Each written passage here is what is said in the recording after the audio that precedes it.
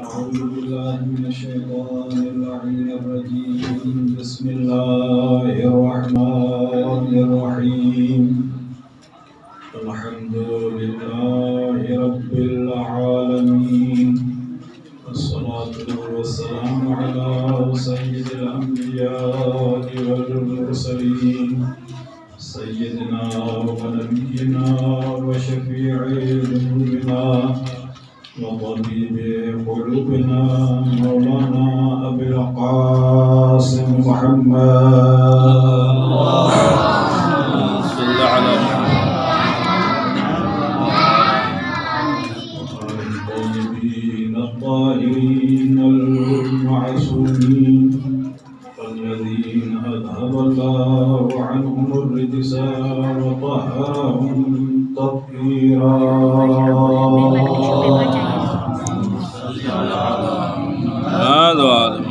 ورحمة الله على مواليهم ومحبيهم وشيعتهم أجمعين، واللعنة الدائمة على أعدائهم ومنكري فضائلهم وغاصبي حقوقهم من أول الدهر إلى الآن، ومن الآن إلى أبد الآبدين. أما بعد، وقد قال الله تبارك وتعالى في كتابه المجيد وخطابه المتين وقوله الحق وهو أصدق القائلين. بسم الله الرحمن الرحيم. إنا لله وإنا إليه راجعون. صلوات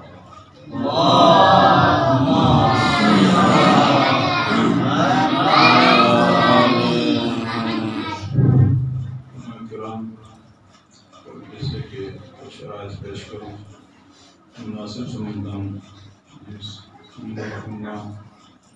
کے لیے اس مجلس سے اعضاء پر انعقاد کیا گیا ہے کہ روح کو ثواب پہنچانے کے لیے ایک مرتبہ سورہ فاتحہ، 3 مرتبہ سورہ قل هو اللہ کی قراءت. بسم الله الرحمن الرحيم.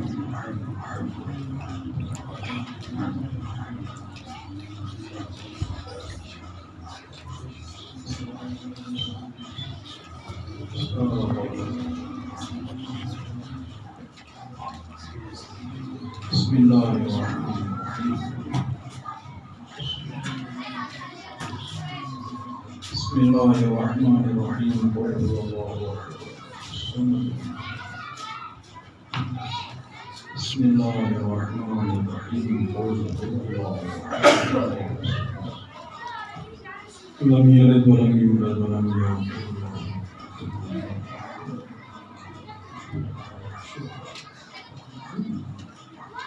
له محمد وآل محمد صلوات.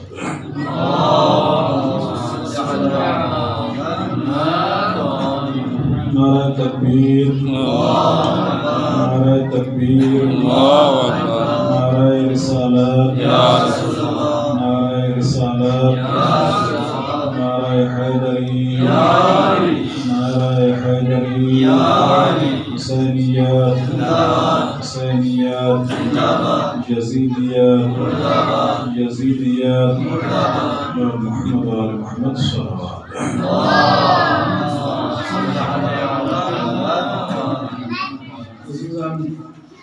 اس آیت مبارکہ کو بہتر جانتے ہیں. انا للہ و انا الیہ راجعون. ہم خدا کے لیے ہیں، خدا کی طرف سے آئے ہیں اور خدا کی طرف جانا ہے. یقینی بات ہے خالق کائنات نے اس انسان کو مخلوقات میں سے احسن مخلوقات بنا کر بھیجا. کوئی نہ کوئی اس کا آخر ایک ہدف ہونا چاہیے اور خود انسان کو تدبر کرنا چاہیے. جس طرح امام زین العابدین علیہ السلام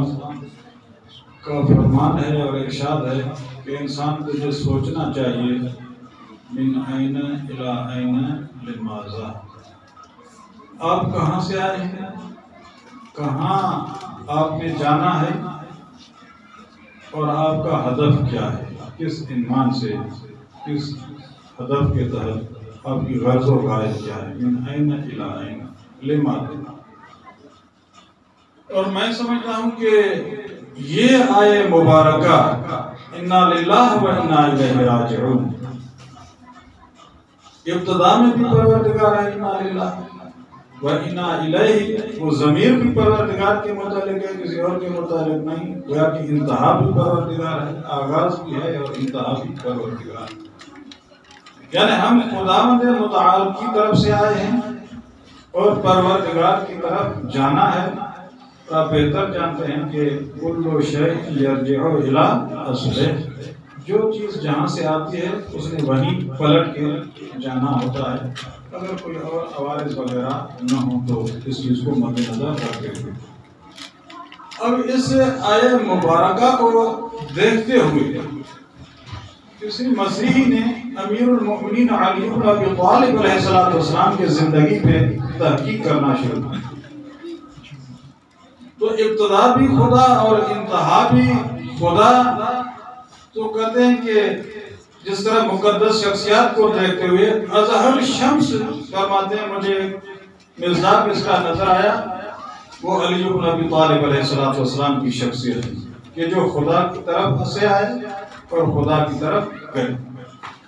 البتہ ہم بھی خدا کی طرف سے آئے ہیں، ادھر ہی جائیں گے، لیکن ایک ہر ایک کا ذہن ہوتا ہے۔ اب وہ اس چیز کو مد نظر رکھتے ہیں کہ آخر ولادت امیر المومنین کہاں پر ہوئی، تو فرماتے ہیں بیت اللہ، اور شہادت امیر المومنین کہاں پر ہوئی، فرماتے ہیں کہ مسجد، وہ بھی بیت اللہ اللہ کا گھر ہے، اس سے کسی کو انکار نہیں ہے۔ تو کہتے ہیں کہ یہ ایسی مجھے شخصیت اظہر من الشمس نظر آئی جو میں کہہ سکتا ہوں کہ جس طرح امام کا جملہ تھا من این الی این، تو فرماتے ہیں میں کہہ سکتا ہوں کہ من اللہ الی اللہ، یعنی پروردگار کی طرف سے آئے اور پروردگار کی طرف چلے گئے، من اللہ الی اللہ۔ اب مد نظر کون سی چیز ہے؟ بیت اللہ، مسجد، وہ بھی اللہ کا گھر۔ ان چیزوں کو مد نظر رکھتے ہوئے کہتے ہیں یہ لطف خداوندی ہے اور سمجھنے کے لیے بہترین ہے کہ ایمان ہے۔ اس کے بعد آگے چل کر فرماتے ہیں کہ پھر میں نے دیکھا کہ درست ہے، ابتدا بھی اللہ ہے اور انتہا بھی پروردگار اللہ ہے۔ یہ جو درمیانی زمانہ ہے علی بن ابی طالب علیہ السلام کا، آخر یہ زمانہ امیر المومنین کا ہے۔ تو یقینی بات ہے کہ ہر ایک کی فکر ہوتی ہے، وہ سوچتے سوچتے اس نتیجے تک پہنچے، یعنی پوری زندگی امیر المومنین کا مطالعہ کر کے کہتے ہیں کہ میں نے دیکھا کہ درست ہے، من اللہ ابتدا بھی ہے، الی اللہ انتہا بھی ہے، لیکن یہ درمیان والا زمانہ مجھے نظر آیا مع اللہ، من اللہ مع اللہ اور الی اللہ، یعنی خدا کی طرف سے آئے ہیں، خدا کے ساتھ رہے ہیں، خدا کی طرف ان کا سفر ہے۔ آگے کسی توجیہ کو مد نظر رکھتے ہوئے کہتے ہیں کہ جب ان چیزوں کو میں مد نظر رکھتا ہوں اور یہ جو سنا تھا وہ حقیقت پہ مبنی ہے کہ ایسی شخصیت کے ہاتھ ید اللہ ہونی چاہیے، اس کی زبان لسان اللہ ہونی چاہیے، اس کی آنکھیں عین اللہ ہونی چاہیے، اس کے کان اذن اللہ ہونے چاہیے، اس کا پہلو جنب اللہ ہونا چاہیے، کیونکہ پورا رنگ خدائی علی بن ابی طالب من اللہ اور مع اللہ کو مد نظر رکھتے ہوئے کہتے ہیں، یعنی علی نے اپنی زندگی میں آم کو پروردگار کی رضا کے بغیر استعمال کیا۔ اگر کہیں دیکھا ہے تو پروردگار کو دیکھا ہے، آیا اس کی اجازت ہے یا نہیں ہے۔ اسی طرح ہم جو قوہ پروردگار امیر المومنین علی بن ابی طالب کو کہتے ہیں، وہ ہاتھ علی بن ابی طالب علیہ السلام کا آیا، انہوں نے جو استعمال کیا ہے آیا پروردگار کے حکم پر ہوا ہے اس کے بغیر۔ تو عزیزان من وہاں سے سی بات ہے کہ علی نے کبھی اپنے ہاتھ کو پروردگار کی رضا کے بغیر نہیں اٹھایا، لہذا من اللہ الی اللہ اور مع اللہ۔ اور میں سمجھتا ہوں کہ یہ مسیحی اس نتیجے تک پہنچا ہماری چیزوں کو پڑھ کے، بلکہ یہ تو ہمارا فریضہ تھا، ہمارا وظیفہ تھا ان چیزوں کے متعلق۔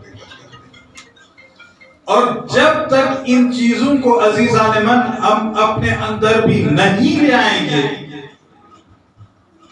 تو یہ ذہن میں ضرور بات رہے کہ ہم امیر المؤمنین کے قرب و جوار میں تو رہ رہے ہیں، لیکن شاید اس قرب و جوار کا حق ہم ادا نہ کریں، کیونکہ خالق کائنات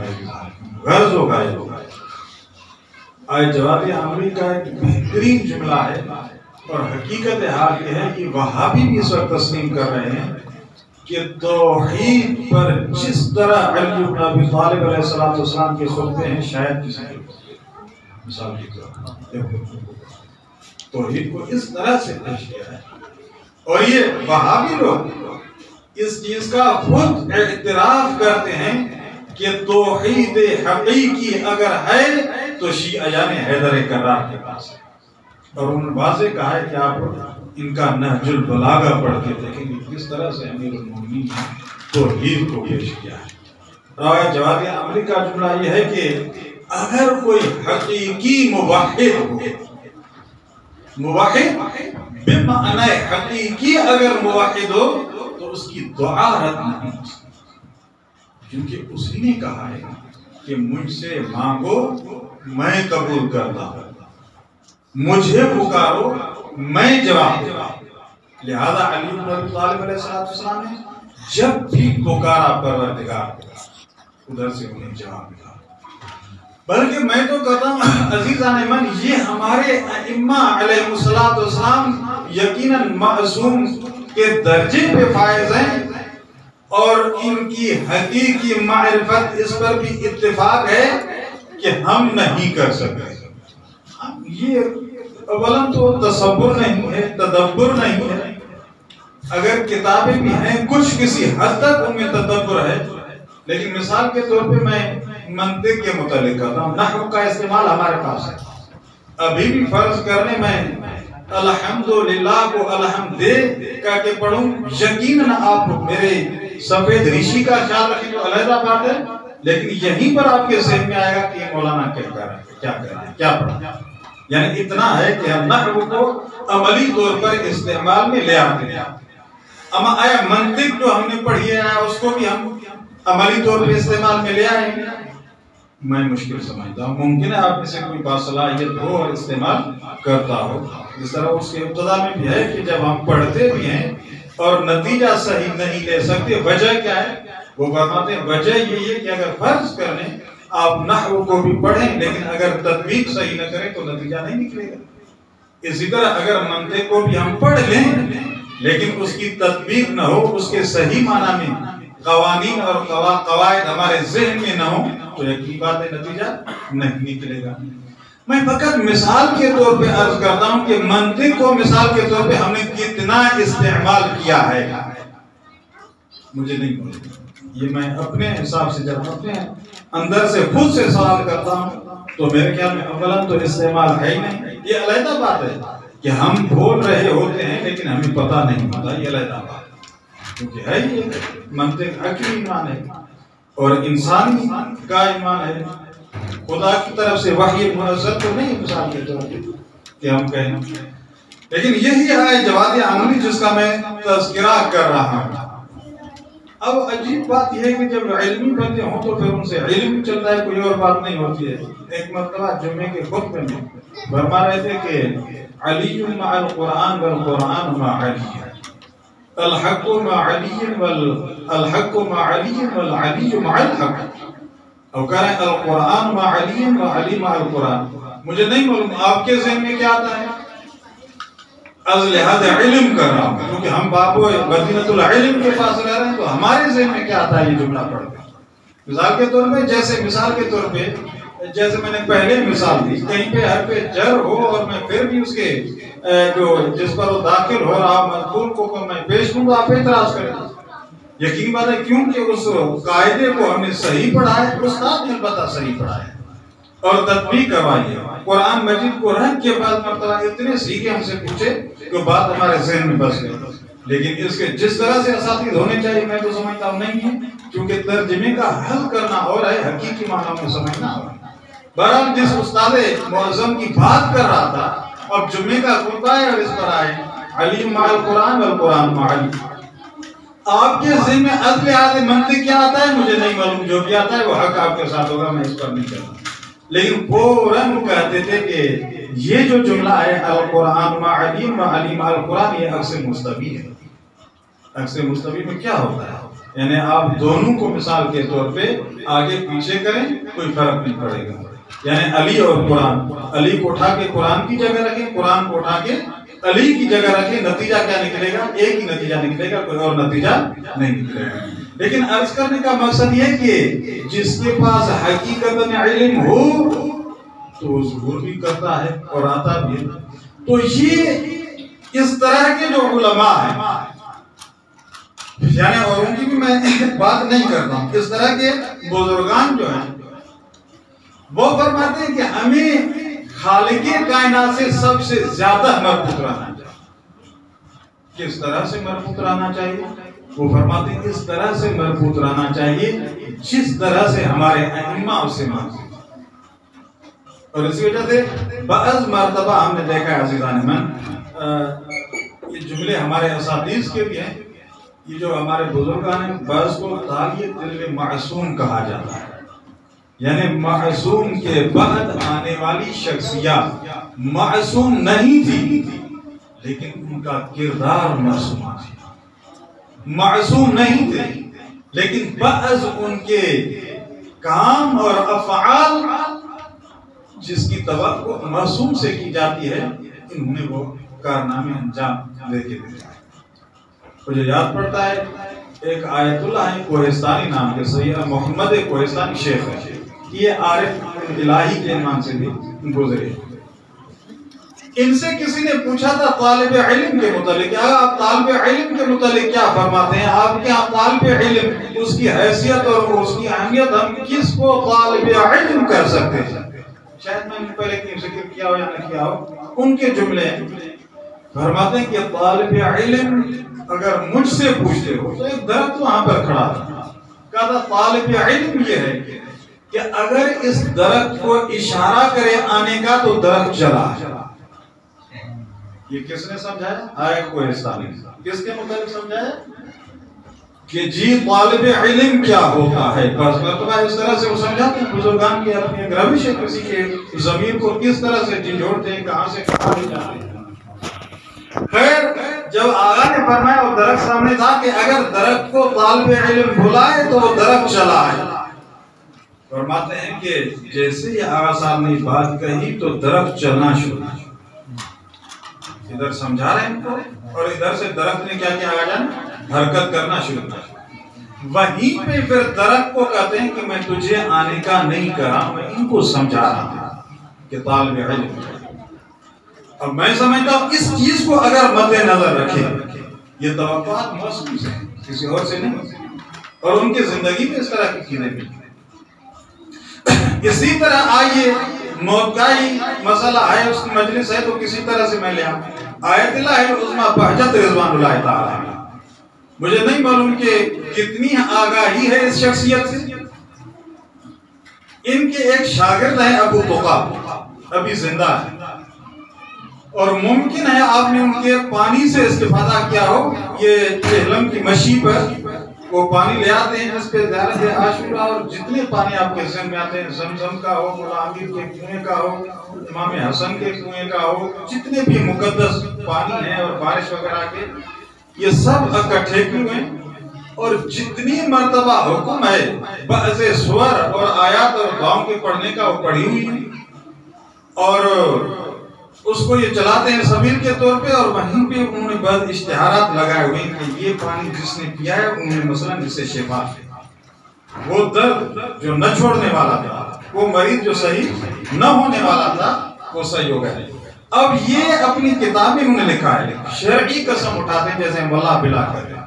کہتے ہیں کہ آیت اللہ العظمیٰ بہجت رضوان اللہ تعالی علیہ سے میں نے ان کی حیات طیبہ میں اتنا استفادہ نہیں کیا یا ان سے مجھے اتنا فیض نہیں ملا جتنا آغا کے جانے کے بعد مجھے فیض ملا ہے۔ اب یقینی بات ہے کہ محمد بندہ آغا کا شاگرد ہے، شرعی قسم اٹھا رہا ہے، اور عملاً ہم دیکھ رہے ہیں جو سبیل عملی طور پہ چلا رہا ہے وہاں پر تصاویر لگی ہوئی ہیں کہ جی نے ایسا درد تھا جو ختم نہ ہونے والا تھا لیکن اس سے استفادہ کیا۔ خیر جو اصل بات کرنا چاہ رہا تھا غالیہ دل معصوم کے حوالے سے، ان کی بہو ان کے گھر میں ایک مرتبہ بہرحال جیسے فون آتا ہے کسی طرح سے خبر آ گئی، بہو نے چلانا شروع کر دیا، چیخنا شروع کر دیا، رونا شروع کر دیا۔ تو خیر آقا نے محسوس کر دیا کہ کوئی اچانک ایسی مصیبت آئی ہے جو بہرحال سخت مصیبت ہے، یعنی یوں سمجھ لیجئے جس طرح سے ہماری ماں چلی جائے کیا ہماری کنڈیشن بن جاتی ہے۔ اور ممکن ہے کہ آپ برادران میں سے شاید کچھ ساتھ نہ دیں، کم از کم بیٹیوں کی دل نرم ہوتی ہے، ممکن ہے مرد کی سب کا آپ ساتھ نہ دیں، سمجھنے کے حوالے سے کرا آپ سے کا تجربہ مجھے زیادہ ہوتا ہے۔ تو بیٹی کی جب ماں مر جائے اور ماں سے پیار بھی ہو مثال کے طور پہ تو کس طرح سے روتی ہے، اسی طرح سے ان کے بہو نے رونا شروع کر دیا۔ تو آقا نے کسی طرح سے معلوم کیا کہ کیا وجہ ہے اچانک گھر میں رونا، کہا کہ ابھی ان کو پتا چلا ہے کہ ان کی والدہ کرام قدر اس دنیا سے جا چکی ہے، انہیں پتا چلا ہے لہذا رونا شروع کر۔ تو ان کو بلا کے اور کہا کہ ٹھیک ہے آپ رو رہی ہیں لیکن جانا تو ہر ایک نے ہے، لیکن اگر آپ اتنا رو رہی ہیں تو مجھے بتائیے آپ کیا چاہتی ہیں، آپ کی مثلا امی جان کتنا عرصہ اس کو اور ہونا چاہیے تھا جس سے آپ مطمئن ہوتی ہیں۔ تو انہوں نے 5 سال 2 سال 10 سال جو بھی بتایا کیا کم از کم یہ مثلا مرحلہ نہیں تھا اتنے سال تو ہوتی، انہوں نے سال معین جتنے بھی سال معین کیے۔ اب جب یہ معین کیا تو آقا صاحب نے ورد کیا یا دعا پڑھی کہ بہرحال آپ گھبرائیں نہیں انشاءاللہ الرحمن آپ کی ماں زندہ ہے لیکن آپ دوبارہ تحقیق کریں اور پوچھا جائے۔ خیر جو ماں یہ نہیں ہے کہ یعنی اشتباہ کیا کہ ماں جا چکی ہے، بیٹی کو پتا چلا ہے، بیٹی رو رہی ہے اور رو کر جانے کو تیار ہے۔ پھر آقا صاحب نے جو بھی تلاوت کیا ورد کیا وظیفہ پڑھا اس کے نتیجے میں کہتے ہیں کہ بہرحال اس کے ماں کو زندگی مل گئی ہے۔ یہ کس کا کام ہے؟ یقیناً معصوم کا کام ہے۔ آج حضرت عیسیٰ نبی کے متعلق آپ سنتے ہوں گے، بہرحال ہمارے علماء جن کی محنت ہے اور جن کی زحمت ہے، خیر اس کو زندگی مل گئی ہے۔ اب خود آقا بھی زندہ ہے، چلتے ہوئے جتنے سال انہیں بتائے تھے جب وہ مکمل ہوئے اور یہ بہو ان کے گھر میں تو خود پوچھتے ہیں کہ بتائیے آپ کے امی جان کا حال و احوال، تو کہتے ہیں آجان وہ انشاءاللہ خیر و عافیت سے ہوں گی، کوئی خاص خبر تو نہیں بنا کہ پھر بھی آپ کبھی خیال تو رکھا کریں آپ کی امی کا اپنا، آپ کی امی ہے تو کم از کم جس طرح سے ہوتا ہے کہ وہ صلہ رحمی کا ایمان ہے، پوچھ تو لیجیے ان کی طبیعت۔ بہرحال انہوں نے فون کیا ہے جس طرح سے معلومات لی تو اس کے بعد پتا چلا کہ جی انا للہ و انا الیہ راجعون، وہی جو آقا صاحب نے فرمایا تھا، جتنی دعا کی تھی، جو ورد وظیفہ جتنا کیا تھا، جو بتایا تھا کہ متوجہ نہیں، پہلے جب متوجہ ہوئی تو مر چکی، اب متوجہ نہیں وہ جا چکی ہیں، آقا نے متوجہ کیا کہ خیال رکھیے، یقینی بات ہے ایک عارف الہی شخص ہے۔ تو عزیزان من یہ تقدس اس طرح کا، اور اسی طرح سے آقا حسن زادہ عامری کے لیے ابھی بھی میرے خیال میں حال حیات ہوں گے، خدا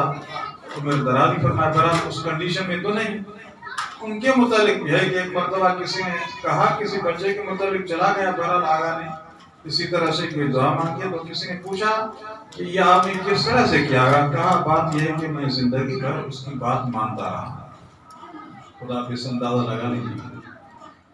کس طرح کا موحد ہے، کس سے رابطہ ہے۔ کہا میں زندگی بھر اس کی بات مانتا رہا ہوں، یعنی پروردگار کے احکام پر میں عمل کرتا رہا ہوں، جس طرح سے فرمایا عمل کرتا رہا ہوں،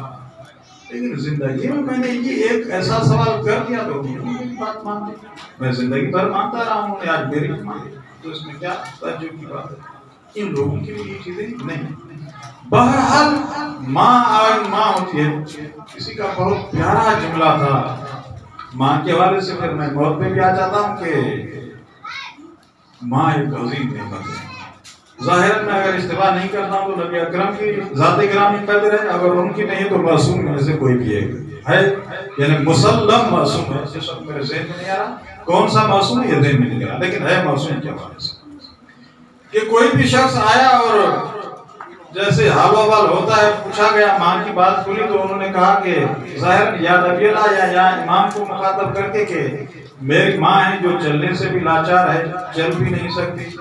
کھانا وغیرہ رات اس طرح سے ختم ہے ہر چیز، تو میں خود روٹی پکاتا اپنے ہاتھ سے اسے کھلاتا، پشت پہ اٹھا کے مثلا سردی اور گرمی کا خیال رکھے اندر باہر لے جانا میں خود کرتا ہوں، کپڑے وغیرہ میں خود دھوتا ہوں، یعنی سارے یہ کام میں کرتا ہوں، اور اس کے بعد وہ مطمئن تھا اس حوالے سے کہ درست ہے، ماں کہتے ہیں کہ جی وہ ہمارے لیے بیدار ہوتی ہے، جاگتی ہے، ہمارے کپڑے دھوتی ہے، ہمیں کھانا کھلاتی ہے، پلاتی ہے، سب کچھ کرتی ہے، لہذا یہ اپنے حساب سے مطمئن تھا کہ میں نے اپنی ماں کا حق ادا کر دیا کرتا، کیونکہ جو کام انہوں نے بچپن میں کیے تھے وہی کام میں نے انجام دیا، لہذا مسئلہ کیا ہو گیا عزیزان من؟ برابر ہو گیا۔ ایک صلوات پڑھ کے ذرا بلند آواز سے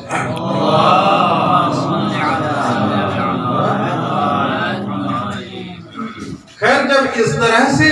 معصوم کے محضر مقدس میں انہوں نے پیش کیا اس چیز کو، اور اس کے بعد کہتے ہیں کہ کیا آقا یہ برابری جو میرے ذہن میں ہے آپ کیا فرماتے ہیں، حق ادا ہوا یا نہیں ہوا؟ تو جو معصوم کی طرف سے جواب آیا کہ کہا کہ تیری خدمت کرنے اور اس کی خدمت کرنے میں زمین و آسمان کا فرق ہے، یہ مضمون میں اس کا کہا تیری خدمت بھی میں انکار نہیں کرتا ہوں، لیکن ماں کی آپ کو پالنا اور آپ کی خدمت کرنا، اس کا جاگنا، آپ کو کھانا کھلانا، روٹی دینا، کپڑے، اس میں اور آپ کے کام میں زمین و آسمان کا فرق ہے، حق ادا آپ نہیں کر سکتے۔ کہا کیسے؟ کہا جب وہ آپ کی خدمت کرتی تھی اور آپ کو کھانا کھلاتی تھی، پلاتی تھی، اس کی یہ دعا ہوتی تھی ہمیشہ کہ خالق میرے بیٹے کو زندگی ملے، بڑا ہو، با کمال ہو، اسے حیات طیبہ نصیب ہو، زندگی مل سکے۔ کہا یہ ماں کی فکر تھی کہ تجھے کیا ملے؟ حیات طیبہ، زندگی ملے تجھے، بڑا جوان ہو، تیری اچھی زندگی۔ اور کہا جب تو خدمت کر رہا ہے تو اولاً خوشی میں مانتا ہوں، چلو خوشی بھی ہوگی، لیکن تیری اب دعا یہ ہے کہ خدایا یہ مرے تو جان چھوڑا۔ اس حوالے سے خدمت کر رہا ہے، یعنی انتظار ہے کہ کب مرے، جانا تو ہر ایک نے ہے، اور یہ میں سمجھتا ہوں مقدس شخصیات کا میں انکار نہیں کر سکتا ہوں، لیکن جب بھی کوئی بوڑھا ہو اور اس عمر کو پہنچ پائے اور ایسی مشکلات میں ہو تو ہر ایک کہتے ہیں کہ خدا اسے موت دے دے، سے آیا بہتر ہے مثال کے طور پر۔ اور یقینی بات کہا کہ اس کی خدمت اور تیری خدمت میں گویا کہ زمین و آسمان کا فرق ہے۔ اس کی خدمت میں تھا کہ تجھے حیات ملے، اور تیری خدمت اور تیرے ذہن میں یہ ہے کہ اسے ممات ملے، اور اس کے بعد کسی نے بہت ہی پیارا جملہ کہا تھا ماں کی متعلق کہ ماں، اس میں بہرحال اس لفظ میں پیار پایا جاتا ہے۔ میری تحقیق 100% تو نہیں، جتنا تھوڑا بہت جن زبانوں سے میں آگاہ، ان میں نے دیکھا ہے کہ قریباً اس ماں کے ساتھ لفظ مین ملا، اور اس مین کا عنوان یہ ہے کہ دو لفظ مل جائیں،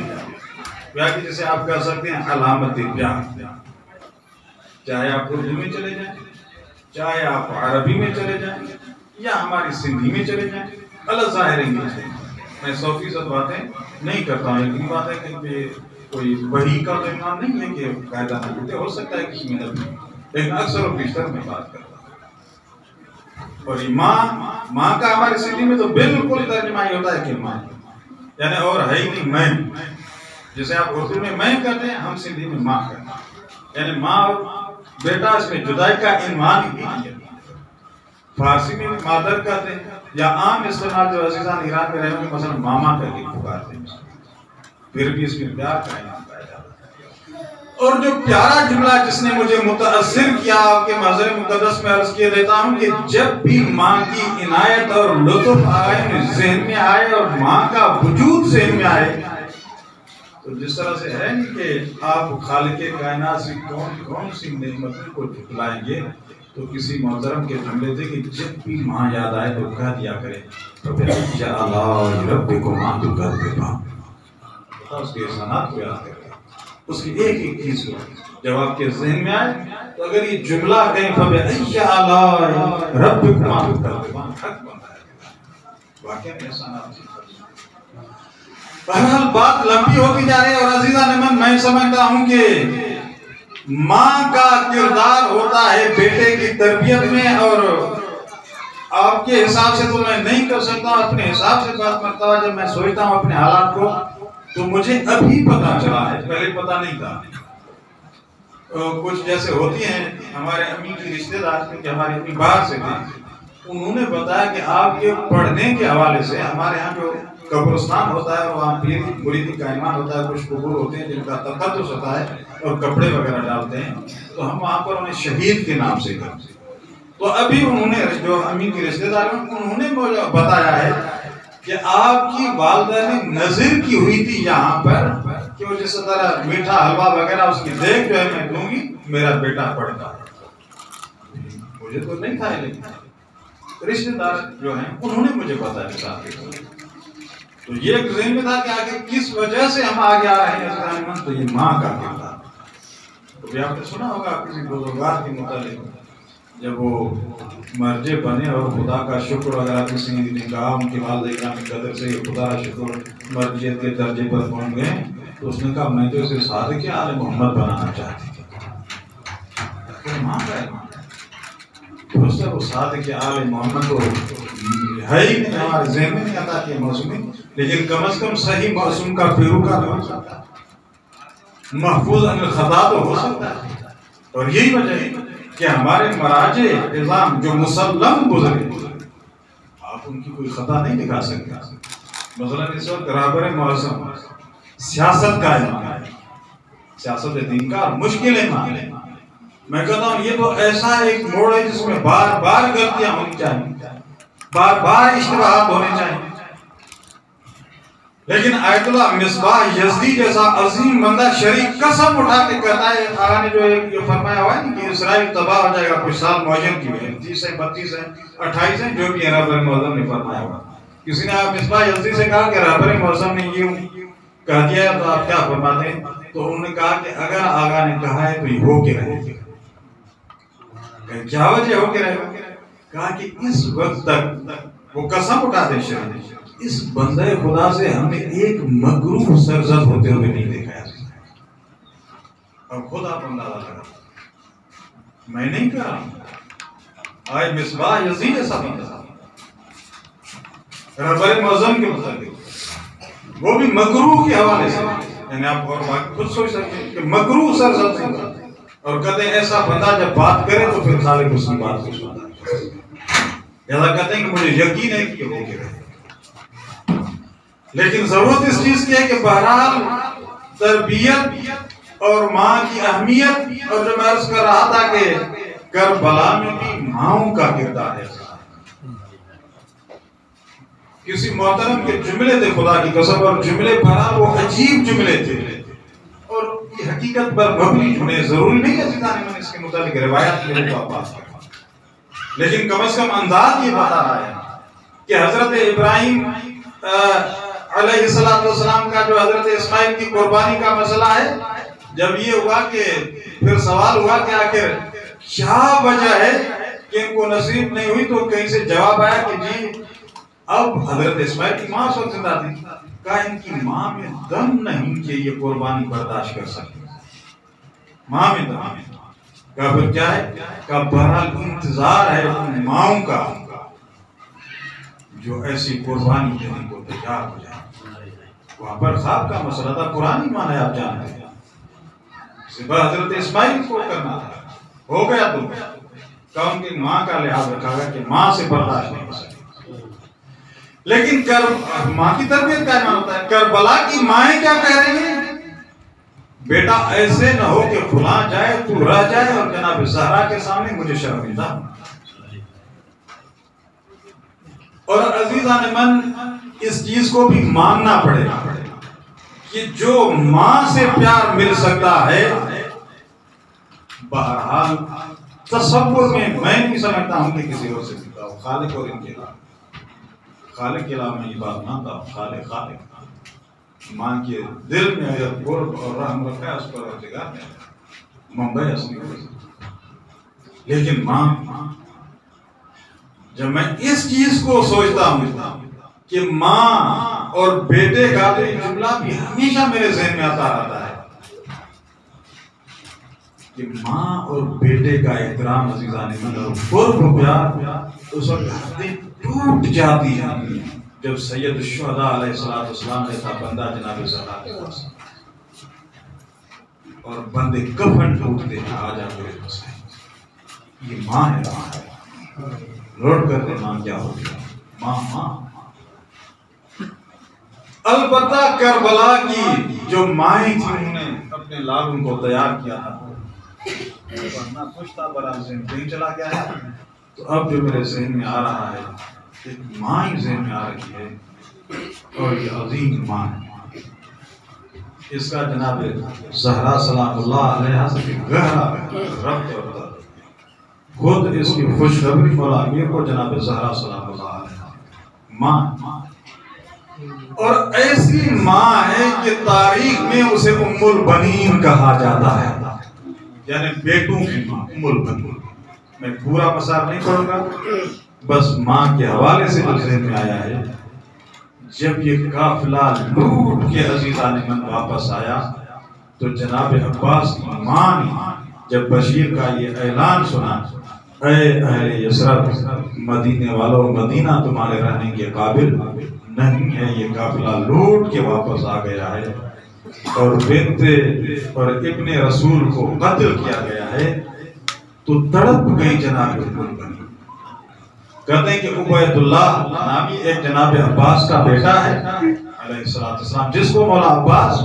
چھوڑ کے گئے تھے جناب ام البنین کی خدمت کے لیے کہ جب نماز وغیرہ کا وقت ہو تو مصلی بچھا کے دینا، پانی وغیرہ اٹھا کے دینا، میری بوڑھی ماں اس کا خیال رکھیے. ماں تڑپ گئی اور بچے عبید اللہ کو کہا کہ دیکھیے میں ایک آواز سن رہی ہوں کہ قافلہ واپس آ گیا ہے، اب تو جا ذرا اس قافلے والوں سے پوچھ، لیکن دیکھ اپنے بابا کے متعلق پوچھنا کہ تیرا بابا عباس آیا ہے،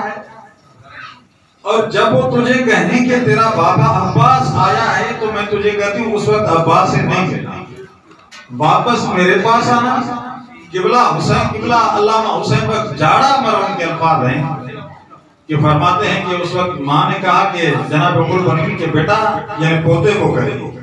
اگر عباس آیا ہو تو واپس آ، میں پھر تجھے اچھا تجھے نہلاؤں گی، اچھا لباس تجھے پہناؤں گی، تجھے کنگھی کروں گی، تیرے آنکھوں میں سرما لگاؤں گی، اور پھر تو اپنے بابا سے سینہ ملا کے لینا، کیا تیرا بابا کا شان ہے اور بہت خوش ہوگا. اب یہ بچے کو کہتے ہیں کہ خوشی ہے کہ آج میرا بابا آئے گا، میں اچھے کپڑے پہنوں گا اور خوشی کا موقع. ایک ماں کا ایمان ہے عزیزان من. ابو الفضل عباس کی ماں ہے، کہتے ہیں کہ بچہ آیا گھوڑے کے آگے کھڑا ہو گیا. جناب بشیر نے پوچھا کہ بتا بیٹا کیا چاہتا ہے، کہا مجھے بتا کہ کیا میرا بابا عباس آیا ہے. عزیزان من مجھے بتائیے کہ بشیر کے دل پہ کیا گزری. کہتے ہیں گھوڑے سے اترا، بچے کو سینے سے لگایا اور بچے کو نہیں کہا کہ تیرا بابا نہیں آیا، بس اتنا کیا کہ خاکے مدینہ اٹھائی اور جناب عبید اللہ کے سر میں ڈال کے کہتا ہے بیٹا بس تو چلا جا، اپنی والدہ کے پاس چلا جا، وہ خود سمجھ جائے گی کہ تیرا بابا آیا ہے. عزیز اور جیسے جناب عبید اللہ گئے اور جناب ام البنین نے دیکھا کہ اس کے ماں سر میں خاک ہے، جناب ام البنین نے سر پیٹنا شروع کیا اور بچے کو لے کے آئی کہ بشیر مجھے اتنا بتاؤ کیا میرا بیٹا نہیں آیا اور تو کہہ رہا ہے ابن رسول قتل ہو گیا. میرے بیٹے نے وفا نہیں کی اور کہیں بھاگ گیا چلا گیا؟ کہا نہیں بی بی تیرا بیٹا کہیں گیا نہیں، ہاں اس نے وفا بھی زبردست کی لیکن اسے جنگ کی اجازت نہیں تھی۔ جب جنگ کی اجازت نہیں تھی تو دشمنوں نے ایسا حملہ کیا کہ اے بی بی تیرا بیٹا عباس اس دنیا سے چلا گیا۔ عزیزو اب جناب عبید اللہ کو کپڑے نہیں پہنائے، سرما نہیں لگایا، سیدھا جناب عبید اللہ کو لے کے کہاں آئی؟ جناب زہرا کی قبر پہ۔ علامہ حسین بخش فرماتے ہیں جناب